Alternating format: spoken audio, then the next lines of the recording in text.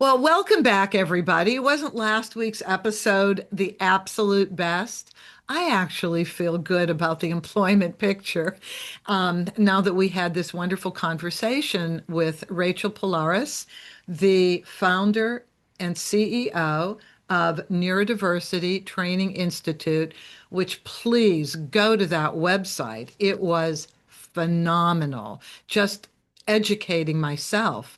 I think we lost our co-host because I was ready to say, and our co-host John, but he lived through part one.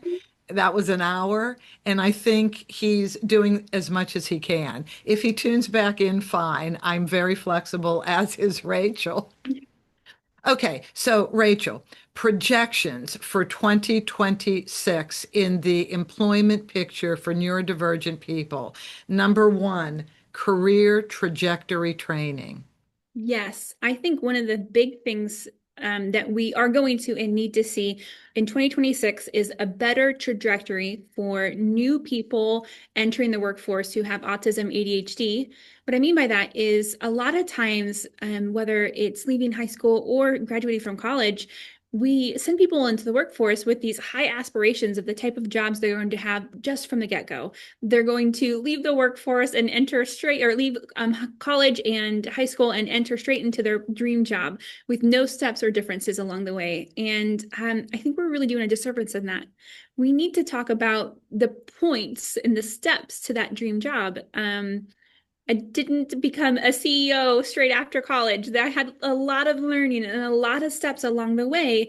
And I didn't necessarily understand what step was next or how I was going to get to my dream job. And I really feel like we could do a better job setting people up for success by talking about what those steps are, planning out some sort of trajectory. Obviously, it's never going to be set in stone and things are going to change, but this is how we actually set up the next 10 years to get to that dream job that we really want and to make the progression through these fields and how long they should look like and what our next goal is as we kind of move through these stones and through these steps to land that dream job and get to where we really want to be, how we had that aspiration of when we left high school.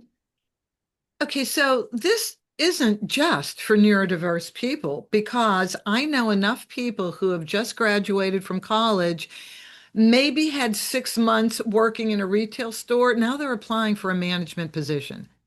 Yeah, I think if you look at applying for colleges, a lot of times they said in the college they'll say this degree will help you get this job and make this much money, and I'm like, oh, I'm in employment. This degree is that you're not going to step out of this degree into that, and there might be a few exceptions, right? There are a few incredibly high demand jobs where you step into something exceptional, but a lot of times even when you look at that management, if we're on maybe a technical space and you went to college for development, right, which is huge, we always need more developers. But even leaving college, you normally are an analyst first, and you're analyst for a year or two, and then you step into a low-level developer, and then you mid-tier developer, and then an upper-level developer, and then a team lead, and then you're a developer manager, which is actually making the type of money that the college said you were going to. And you can move through this anywhere in 1 to 2 years at each step. Like you can progress it quickly, but you should probably know, like maybe if you're at level two for 3 years, how do you move up quicker? Do you need to have a conversation? Do you need to look at a different industry, not or a different company? Like, what does this actually look like to step this through? If, a manager in development is your goal, well, we need to kind of get you there through these common steps. So, Racheal, how does this work for neurodiverse people? So, you specialize, just to remind people, you Mhm. specialize in the area of autism, ADHD, AUDHD, dyslexia, dyspraxia. Correct. Okay. So, for these individuals, is it different? This career trajectory, this pacing and timing of the unfolding of the career? Yes and no. I think the main difference isn't the necessary trajectory and the amount of times. I think sometimes neurotypicals do this automatically. So they tend to fill in these blanks and understand that when they read the line in management that they aren't going to need previous experience, right? Just college doesn't normally get them to manager. And they kind of understand this unwritten rule. And I believe in the neurotypical world, there's a lot more unofficial mentorship where someone will kind of take you under your wing and talk to you about how it goes, whether it's a recruiter that says you're not right for this job yet, apply for this job in 2 years, right? You need Mm. this experience first, whether it's just these candid small little tidbits that neurotypicals pick up on that the neurodiverse community just kind of don't pick up at all. Like it still might be given, but they miss it as a whole because it's not spelled out and written out in plain for them. So this is another one of those areas where neurotypicals pick it up. They pick it up in recruitment. They pick it up from their manager. They pick it up in their professors when they leave college. They can pick up these tiny little cues, and they kind of the world directs them the right way to make it, but neurodiverse just miss those little cues. So we kind of need to have a little more formal training, a little more formal discussion about them. Okay, I think that's really great because you don't want people to get discouraged and think there's something wrong with them. The world Mhm. hates them. I shouldn't be here. I mean, you could get very depressed if you Yeah. don't really understand, no, this is the way it's supposed to be. Yeah. And it's just, right, we just miss these little things. It's okay. Like, I don't feel like neurodiverse people aren't getting them. Like, they don't have the same instruction. I feel like they're just missed because they don't pick up the little tiny things as well as some of their peers do, which is okay. We just need to spell it out in bigger ways, not smaller ways. Make it bigger. But it is not personal. It's not them being left behind. It's not intentional. It's just often tends to go a little missed. Okay, thank you for that. Um, and that's going to be part of your career training and job search training. Absolutely. We talk about this extensively in the unmasked professional community. If you look at my LinkedIn pages, my YouTube pages, I have a lot of different videos that are released on that as well, where we talk about just what this actually looks like and how you can actually plan your career to hit the job that you want, hopefully in less time than you're really looking for, but maybe not the moment you step out of college. Patience, patience Yep. of a saint. Okay, Yep. number two, the accommodations that an employer would provide for neurodiverse people, but from the lens of an employer, meaning from the priorities that an employer needs to address. Yeah, I think there's a lot of misunderstanding around accommodations, especially with the autistic and ADHD community and the emergence, right? We're still kind of figuring out this work thing altogether. It's important to know I have the organizational psychology lens. So I don't approach this necessarily as someone who just works in the DEI space. I approach this as things that will actually work for a company. So, for example, I work with so many individuals who come to me and say, "Oh, I read on a accommodations website that it said that it's reasonable for me to ask for adjustable work hours." And I'm like, "Okay, well, let's look at your actual job." And they open a coffee shop, and I'm like, "But it's not reasonable to ask for your coffee shop to not open on time." Because you want flexible hours. Like you signed up to be the opener of a coffee shop, and the Mm. opening of this coffee shop depends on you. So we can't give you flexible hours. Or very similar, that they should be able to work from home hybrid, but they're a barista at a coffee shop. And like that's not reasonable. Right. So just because a website will tell you that this is a reasonable accommodation doesn't mean that it's a reasonable for your job. Right. We still have fundamentals of our job that we have to do. So accommodations are there to help us, and they're there to help us be able to do our job, but they're not there to change the fundamentals of the job that we're actually doing. So I think there's a lot of misunderstanding on what even great companies and great bosses are expected to do, because there's some things that they can't change and that it's not reasonable to make those kinds of adjustments for. I I'm going think to we're gonna give have you, a level set on that. okay, I want to give you an example that I've listened to they're called highly sensitive people. So autistic people, very functional, very intelligent, but there's some environmental issues that prevent them from doing the best. And I've heard lighting and the sounds in an office are sometimes two issues for highly sensitive people to be able to deal with.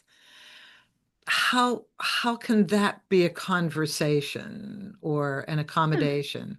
I think for the most part, those are easy things to accommodate, right? In any work environment that I've ever worked in, it's been acceptable to have noise canceling headphones on. And I think noise canceling headphones are Oh. perfectly acceptable. I work mostly in corporate, right?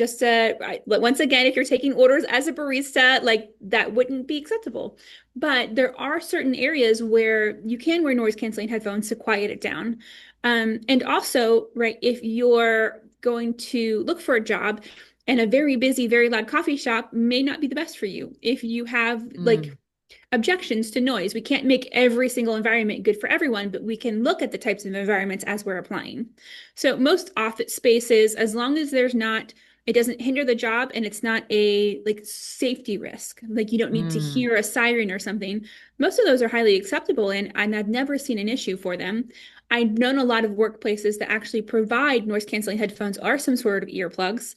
In all my work and all the companies, I've never really seen that be an issue as long as it's not safety based.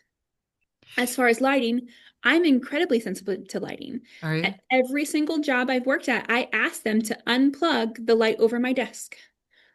Every single one of Oh, them. Every single office job I've ever worked at in my entire life, I ask them to unplug the light above my desk. In my personal office, I do not choose turn my overhead lights on. I have two lights that go on with the recording. Other than that, I am in a dark room with two lamps because that's how I prefer to work it. Now, if I'm in a cubicle where I have coworkers around, we might yeah. need to be like, I would like three lights off, but I only get one light off because I am right helping my coworkers and we're accommodating everyone. But the light that's directly over my desk, I personally never had a problem with having them unplug it so it doesn't turn on when we turn all the other lights on.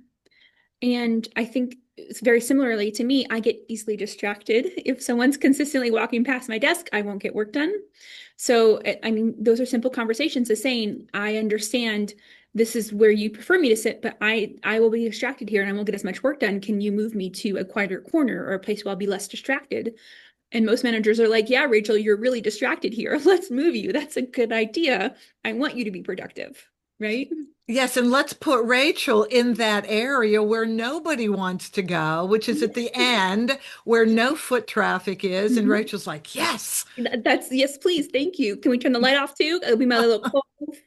We'll be good to go, I, right? I wanted to ask a quick question about the noise canceling headphones, which I thought was a brilliant idea that you just came up with. How do you communicate then with the other employees or whoever you're supposed to communicate with if you have the headphones on? Is there another visual way to do this? So I like headphones for two reasons. One is that distractibility for me. I don't think noise is a big thing, but noise does distract me, and it pulls me out of my extreme hyper focus when I'm in it. But two, headphones, when they're on, means I'm working, and it's a kind way to ask people to leave me alone. And I particularly like that because once I get distracted, and it takes about 30 minutes for me to focus in. So if someone comes over to my desk to talk to me every 30 minutes, I get nothing done. But if they come over to my desk and they see headphones on, maybe they'll shoot me an email that I'll get to later, or maybe they'll come back when my headphones are down.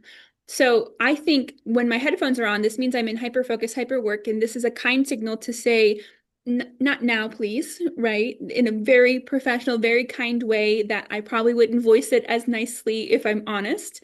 Um, and it cancels out some of the distracting noises. And then a lot of people will IM me, which I'll get to later, or just send an email. And the only time they tend to interrupt me if it's something that actually demands my time at that second. I don't listen to music on my headphones. My headphones are personally silent because that's what I enjoy. Right. Or maybe with some sort of white noise or bilateral beats or something that helps me focus very well. And the last piece on this point, it really harkens back to last week when we were talking about how important communication was up front so that everybody understands one another. And this could be part of the communication as you're being assigned your workspace. In order to be assigned your workspace, this could be just part of good, healthy, open communication between the employee and the employer. So everybody's clear, that yes, I want to be accommodating. Yes, I want to be part of the team. Yes, I want to give you my best. But these little nuances will help me do that for you. I mean, that's good, honest communication, as you Yeah, were saying before. absolutely. Okay, let's go to number three. Being neurodivergent, and we listed all the areas you work in, doesn't mean subpar work. Yes, this is something that I see come up over and over and again in my employee training. Is when I'm speaking to managers, sometimes they assume hiring someone with autism or ADHD means that they're going to automatically be accepting subpar work. And either they don't hire because of the fear of that, or they have an individual who isn't producing the quality of work they're used to and they don't know how to handle it or what to say. But it's important to know if you're looking to manage someone with autism or ADHD, you should not expect to accept. Ooh, that was a tough one. You should not expect to accept subpar work plainly for them. And if you are an individual with autism or ADHD, your manager isn't there to be your executive functioning safety net. Your manager is there to help put systems into place to help you find an environment where you can thrive in. But some parts of it has to be put on you as well. What I mean by that is, let's say, like me, I need harsh deadlines to function. I do. I need harsh deadlines to function. If you give me loosey goosey headlines and you let me push that off, I will push it off and do nothing all day until I am last moment and I have to get it done. This is how my brain works. And so I can go to my manager and say, I need deadlines. Can you please help me put deadlines on some of the tasks you have for me? Absolutely. I think that's something fair to ask for a manager. But if she puts a deadline that's 4 weeks out and I need a reminder every single day of that deadline, it's not fair to put that on my manager. She doesn't have to come to my desk every single day and remind me of the deadline. She put the deadline in place. That's what I needed. It is my job to take responsibility for my executive functioning and set my own reminders. It's fine for me to say we have a weekly stand-up call every Friday. Please remind me of those reminders during our scheduled calls. Absolutely.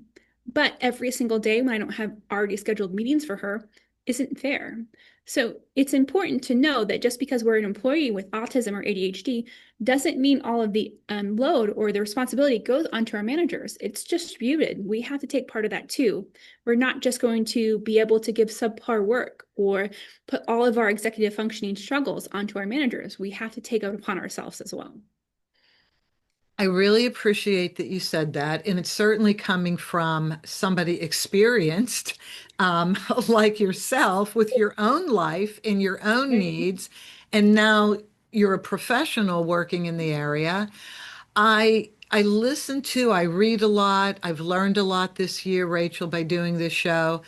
And one of the things I have struggled with understanding, and that is kind of what you said. It's not the employer's responsibility to completely take over and micromanage the needs of any employee.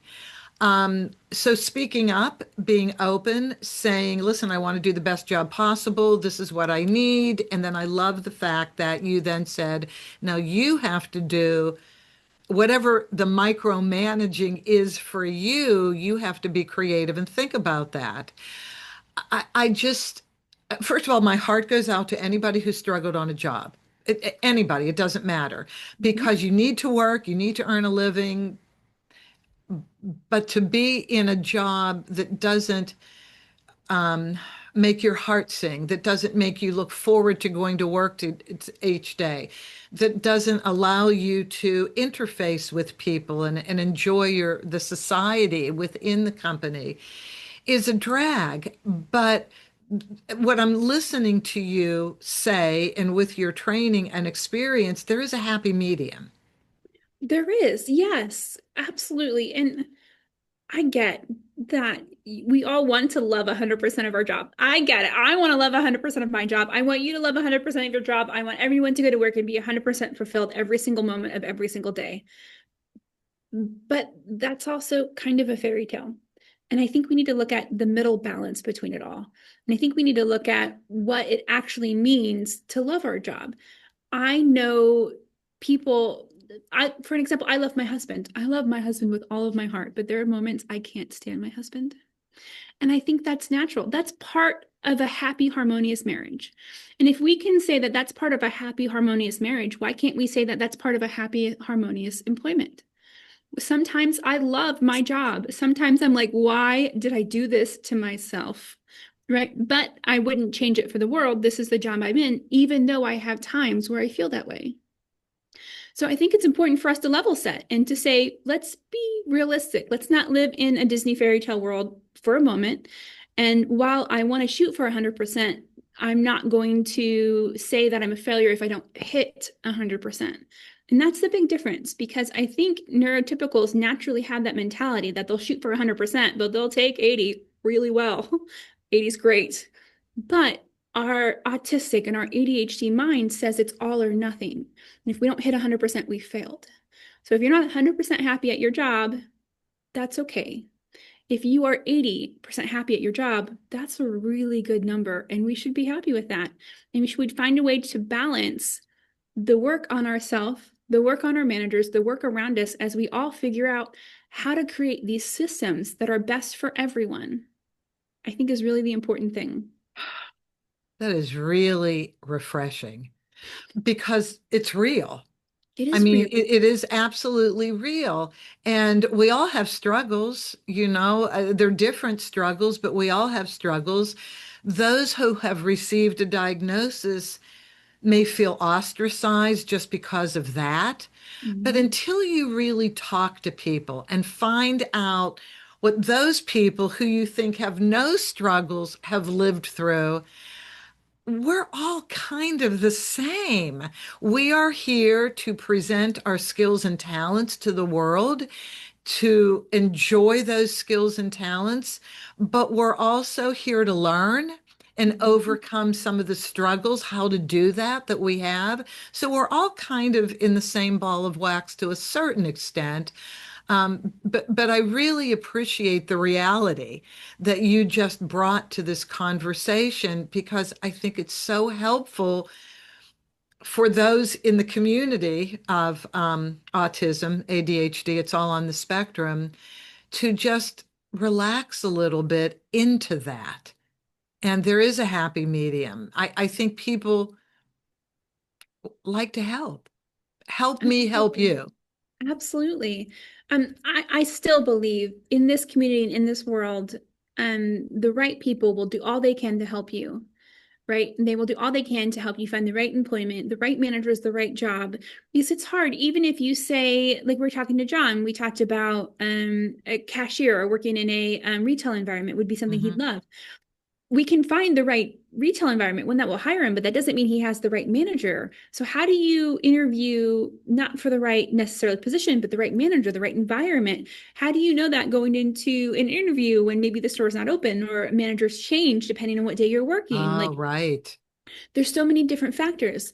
But we'll consistently plug through and do our best.